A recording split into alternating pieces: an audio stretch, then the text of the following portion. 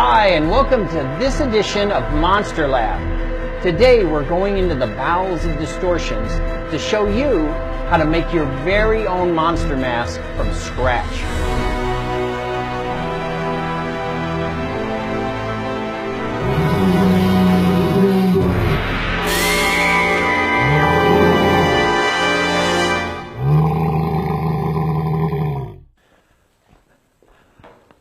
All right, so let's begin. Now, there are certain tools that are absolutely necessary, in my opinion, and I'm going to go over those. Only one is really kind of a little exotic, but here we go. First of all, you need a tool like this. This is essentially like a little finger, and it's got a point on the other side, which comes in very handy between teeth. This is a fairly common sculpting tool. It's a little thin wire that has kind of a V shape, and it's got another shape on the other side. I don't use as much, but sometimes. Then, now this is the exotic one. This one, you're not going to find it at your normal small town kind of sculpting tool. Something like this you can get at Reynolds. You could get from Ken's Tools, but it's got little teeny teeth on the end of the rake. You got a circle on one side, a square on the other. I use the square almost always. This is very important. I'm going to show you why later.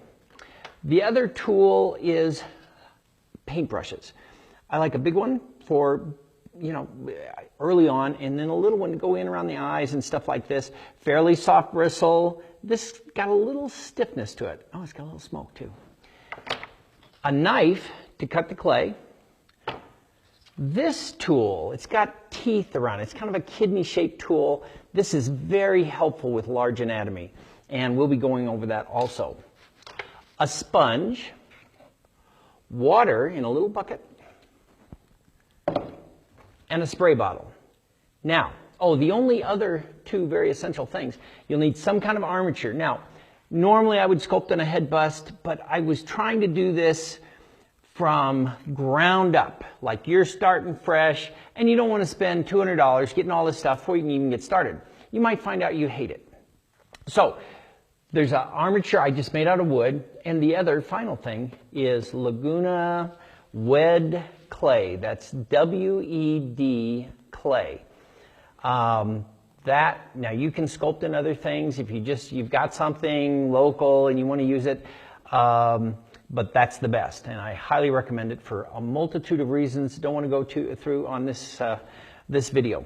Now, here's secondary tools if you want to start off with a little more of a bang.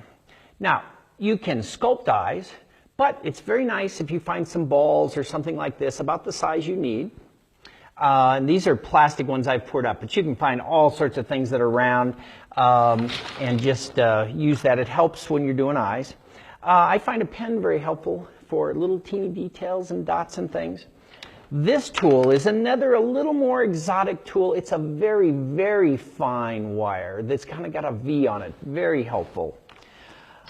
These are just like the other rake. They've got a rough edge, that's a serrated edge, and it helps with large anatomy. Not critical, very helpful. A little black sponge that's used for smoothing. This is extremely porous. You can find it in beauty shops, sculpting supply places. A little bit more exotic. Calipers are very nice. Now, we're going to go over some of this as far as sizing, where to put the eyes and so forth. Calipers help a lot. So you can kind of like, it needs to be this much, plus another ½ inch all the way around. The reason I say that is the sculpture, the clay is going to shrink a little, not much, but when you make a mold of it and you pour it in latex, the latex is actually going to shrink up a little bit, and it has to fit on the outside of your face. So I like to add at least ½ inch to whatever the dimensions you come up with this are, but you can do it with a tape measure if you have a tape measure around. It's just better. This is very fancy. I got this at Reynolds Sculpting Supply. It's for cutting clay. You can adjust the thickness of the clay to very thin to very thick. Just speeds it up. The knife will work too.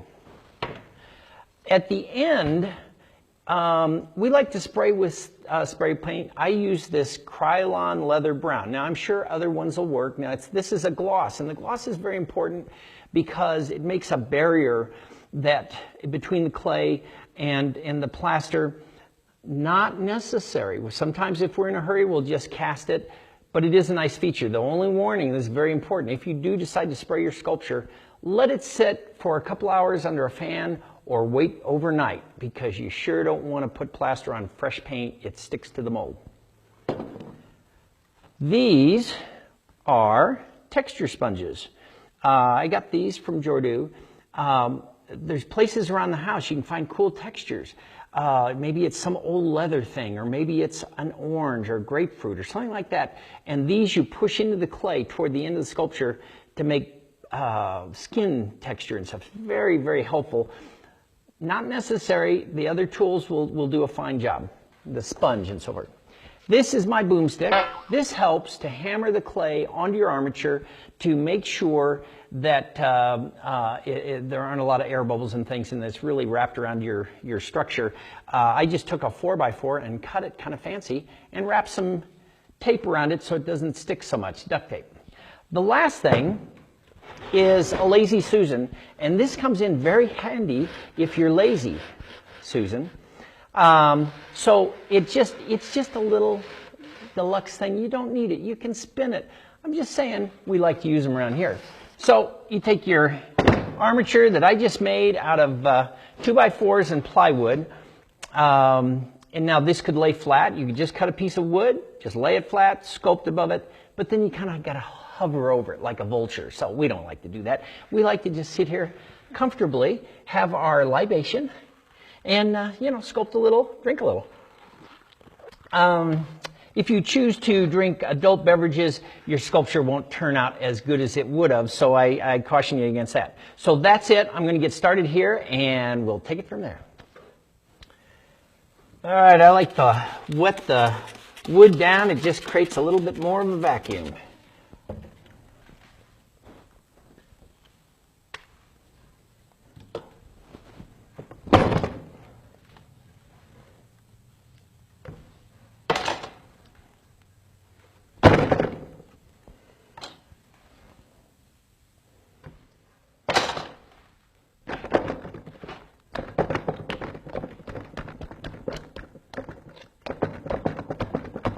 If I was Picasso, I'd be done. All right.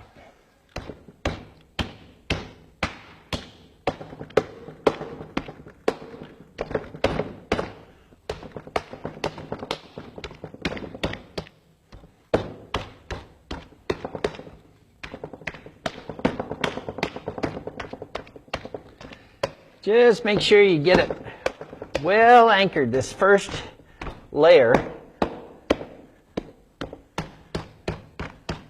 because you don't want your monster doing a face plant. That's no good.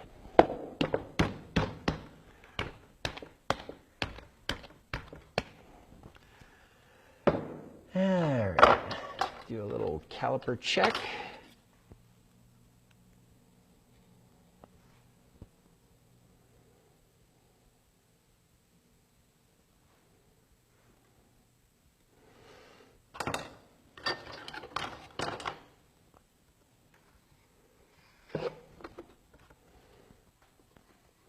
And I'm leaving about a 1/2 inch more.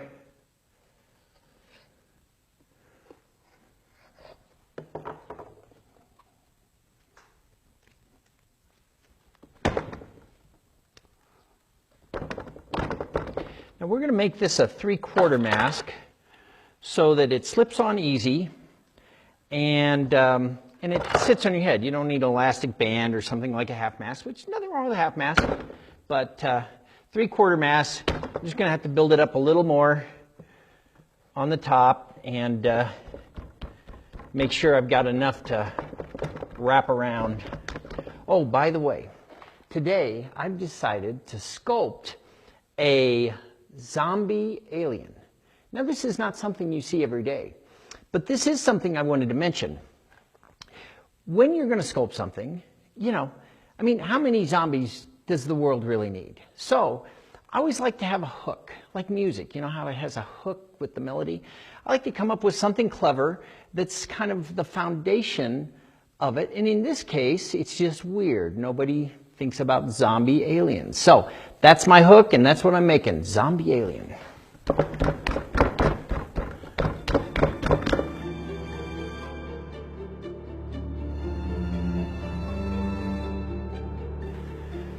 So I now have roughly a mass that's a little bit bigger than my face.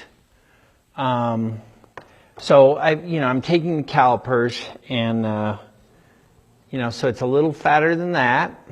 And then height-wise, should have about 3/4 of an inch. So I have extra. So this, if I took it right now, should just slide over my face. I've angled it down here so that it'll kind of wrap around my skull a little bit. Also, I found that as I was doing this 3/4 mask, that it was leaning down too much. So I put these blocks in place. I should have had it laid over a little more. I wasn't really thinking about that, but so that it's looking at me more straight on. And so now what I have to do is figure out where the eyes go. Now what's surprising to a lot of sculptors is your eyes are almost in the middle of your face. People don't think that way. And it's not quite true. They're slightly above center, but, So, to give you an idea, so that's where my head fits inside of there, and that would put center about there. Now,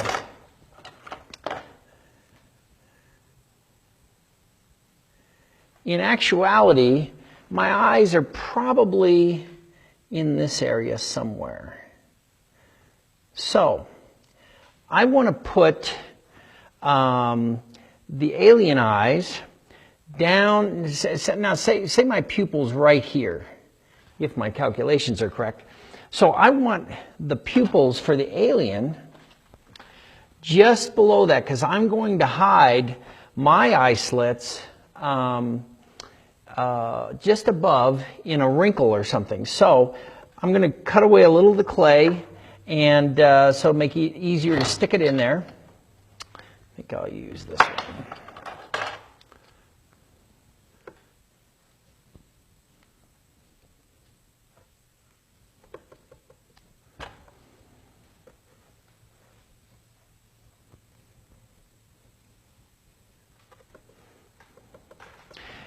One thing that's kind of a detail, but pretty important, your eyes are not completely flat on your face. They're kind of turned. So I'm allowing for that. Even though the balls, you can take care of that later. It's nice to just make sure you've got the headroom you need. And also, eyes are about an eyeball apart. So you got an eye, an eye, and an eye. So I would say my slits are about there. Need a little more room in the middle, and then just kind of cinch them into the clay. You're going to have to best guess it. You may have to make some adjustments, but see how they're kind of not totally straight in the sculpture. And then, you go back. Now I like to take little snakes and make eyelids. So, put an eyelid there.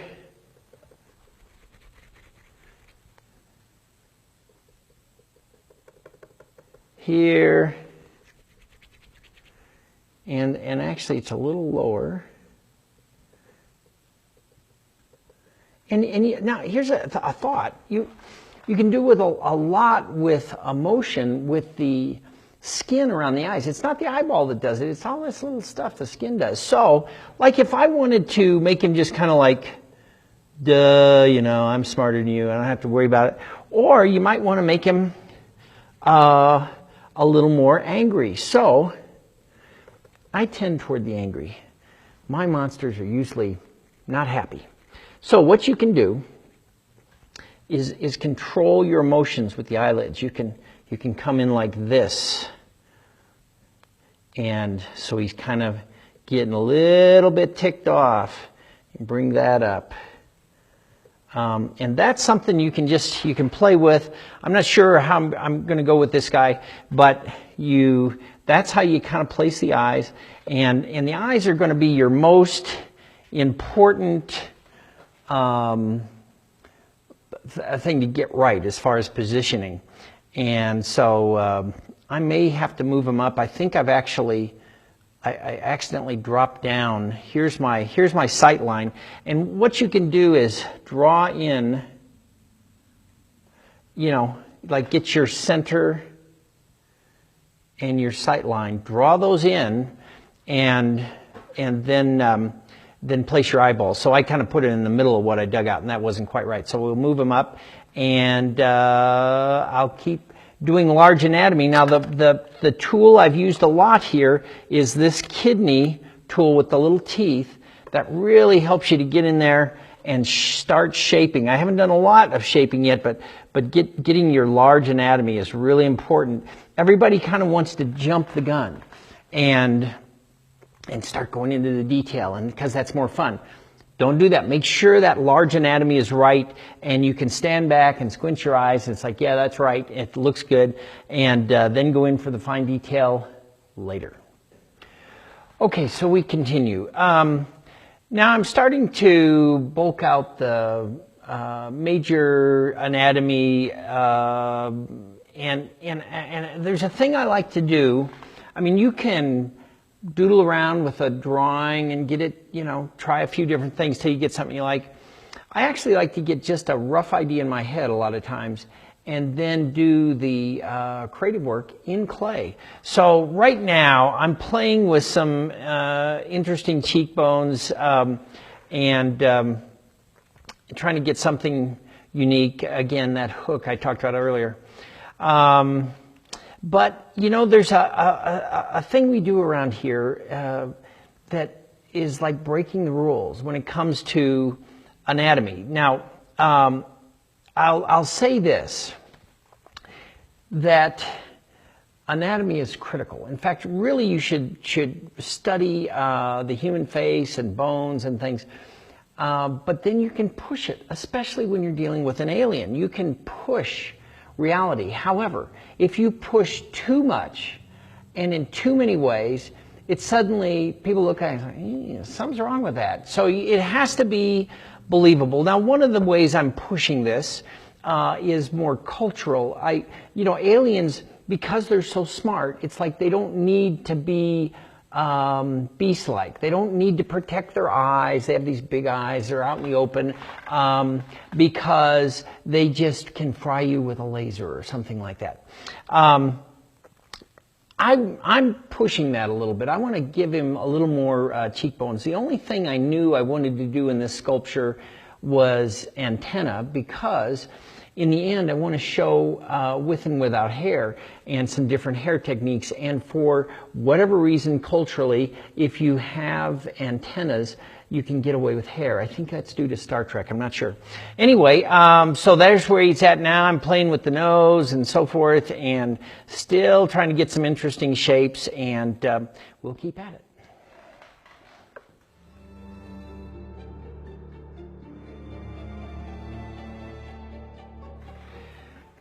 So, I'm still working on anatomy. I wanted to push it and do some different things, and I'm playing around with, stronger cheekbones and things that would normally be associated with an alien. I've been playing with the nasolabial folds, and now I'm going to try to figure out some kind of weird teeth and things like that. But one thing I wanted to point out that I do, I don't know if other sculptors do this as much, but I'll do something over here, and I'll keep working the area until, okay, that looks pretty good. And then I'll do something else over here, and then I'll compare, and I said, I like this one better. And so then I'll start to not quite copy it, tweak it a little bit over here, and I'll do that back and forth until I like that. And then I'll lock and load. So I've been doing some of that, playing with really trying to push some of the cheekbone anatomy. I don't know how much I can get away with. And I'm starting to model some of this because he's got to be, you know, a zombie. So I'm starting to take away the smooth features and get him a little bumpier. And of course, he needs antenna and ears. So I'll keep playing with it, and we'll see if we can turn him into something creepy, weird.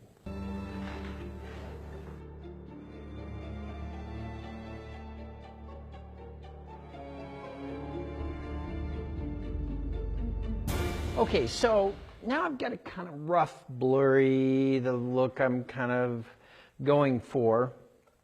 And this is a real good time to go in with your water and brushes and sponges, and it'll blur it, but it will also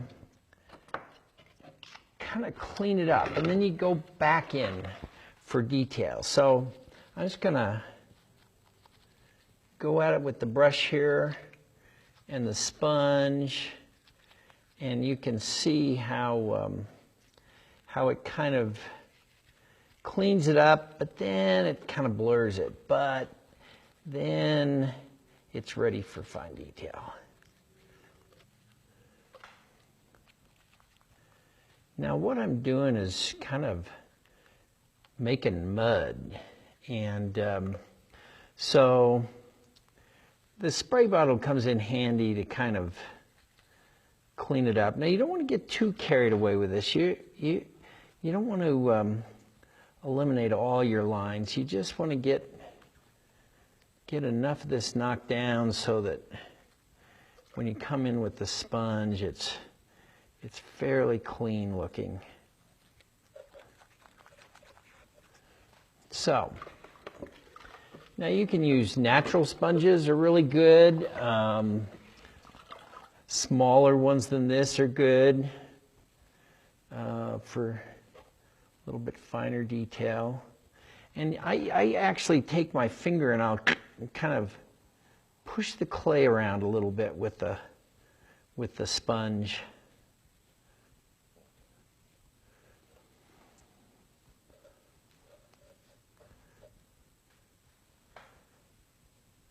And give it a little bit of fleshy organicness. Also, a thing that's nice to have is a hair dryer, so you can speed up and go to the next step. So then, like in some of these areas, I can take a smaller brush and kind of clean up those lines.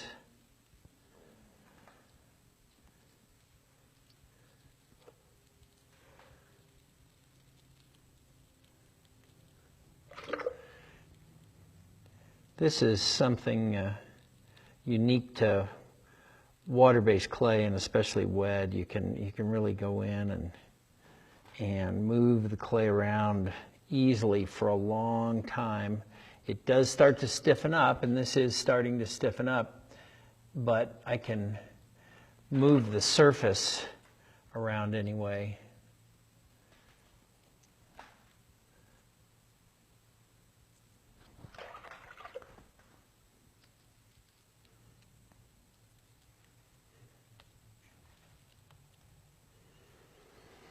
Okay, then I go in, spray, kind of clean out some of my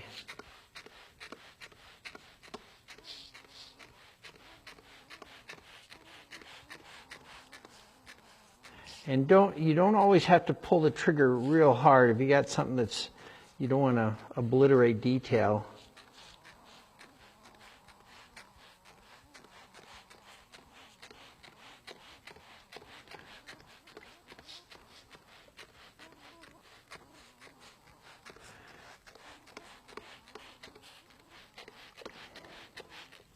So while it's in this state, you can go in with a pretty soft touch. This is that sponge that can really blend away rough spots.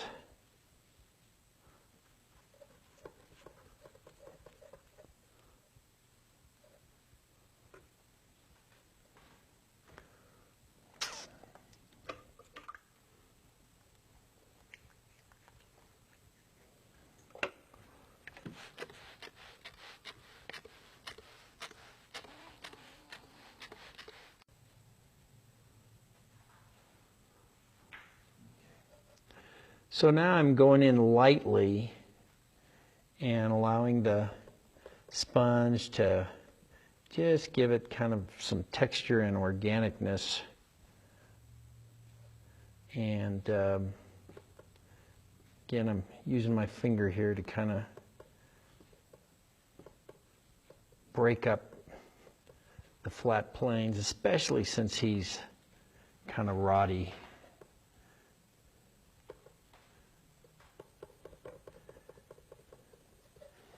And that's it. I'll do the other side. I'll dry it and then go in for finer detail.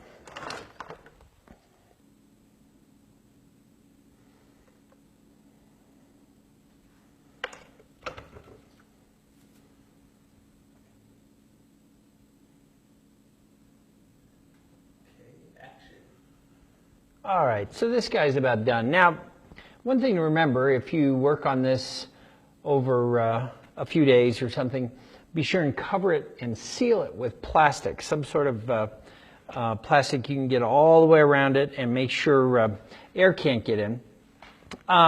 Just a couple of little refining techniques. Now, I've gone in and I've used the real small tool and also this tool to get some of these smaller lines. And one thing I like to do, now I textured a little bit with a sponge, a little bit with texture pads.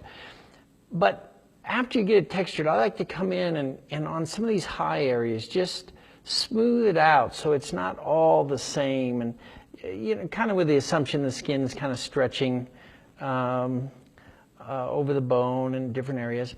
Another technique is really helpful. After you go in with the small brush, now you've done your big wet brush stuff and so forth, but now that it's dry, you can dip the brush in and then squeeze out the extra water.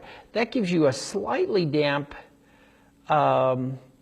brush that will, you know, kind of eat away the rough edges without taking away your small detail. And I find that very helpful when you're refining the sculpture. So he's got just a little bit more to go, but basically that's it. That's the steps, and we're going to take it now to Mondo. He's going to cast it and go over how to mix the plaster in the second phase of this, and how to pull it, pour it, the whole bit with latex, the kind of latex, and then the final episode will be painting, and we're going to do 2 different paint jobs, one with an airbrush, one without, so that you're not stalled out like thinking, well, I can't do this without an airbrush. And then we'll also put hair on one of them, so that, or maybe on both, in a couple of different ways of doing hair, just so you kind of get the whole thing. So you're not just stuck, oh, well, now I know how to make an alien zombie, but nothing else. It'll really kind of cover everything you need to know. So that is it. Thanks for watching, and we'll catch you next time.